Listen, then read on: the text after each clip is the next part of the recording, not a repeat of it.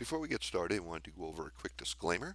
PennyStockVault.com, or PSV, is not a registered investment advisor or a broker-dealer and does not give individual market advice. The information provided by PSV is private and intended only for subscribers of this service. The information, materials, and video content provided by PSV is for educational purposes only and should not be considered as a solicitation of an offer to purchase or sale of any securities. Trading in securities involves substantial risk and should not be undertaken without due diligence and serious independent study.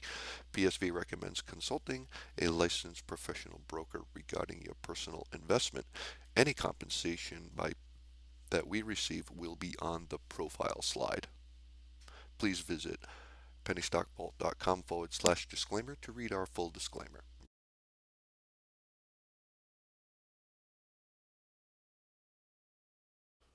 I wanted to take a look at the technicals here on Sugarmade Inc., ticker symbol SGMD. All right, it's coming into a pinch right now with the Bollinger Bands, and it's about to make a decision on which way it's going to go.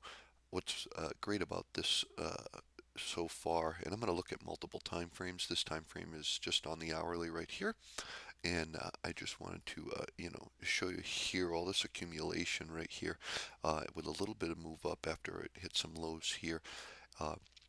So really for all of January, it was in a consolidation period, and then starting in February, we started to move a little bit higher here, and the upside so far with the highs has already been 202%, and with the consolidation that's taken place right now, you could see that the Bollinger Bands are getting tight. That is an indicator that there is a move that should be occurring very shortly. And looking at the pivot points, you have R1, R2, and R3 over here. S1, which is support and resistance. So you have S2, S3, sitting in this area here. But since the move up, you could see that it's consistently making a trend to the upside here, but at the same time, it's not making any bigger moves to the upside yet. So this is going to constitute a pinch, okay? And then it makes a decision when it breaks one of these lines on the next direction. And the next direction for this, based on some of these technical indicators, could be to the upside. So you can see here your relative strength index is curling up to the upside, which is very important. And it's only at 52 right now, so it's pretty much basically in the middle of its move. You do have your stow, which is you could see here that off this bottom here, it's starting to move to the upside and separate a little bit more. And also you had a crossover on your histogram. And now you're just waiting for a curl up here on your Mac. And once that takes place, then it could be pretty aggressive to the upside. Now, potential moves here on the support, you're looking at, any of these here. Potential move to the upside, and this just on the hourly is up to 17, which would be about a 31% from here it is from here now. But this is just resistance on a very, very short term time frame. That's the hourly. So moving into the daily real quick here, you could see the last time it did this, it made a huge move to the upside. Bollinger Band spread, and it went all the way up to 45. I'm not saying it's going to go there. I don't know what's going to happen here, but you can see on the daily that it's meeting a little bit of downside risk right now, with support, increasing support to the upside. But we are over the EMA 8 right here, which is acting as solid support at this point.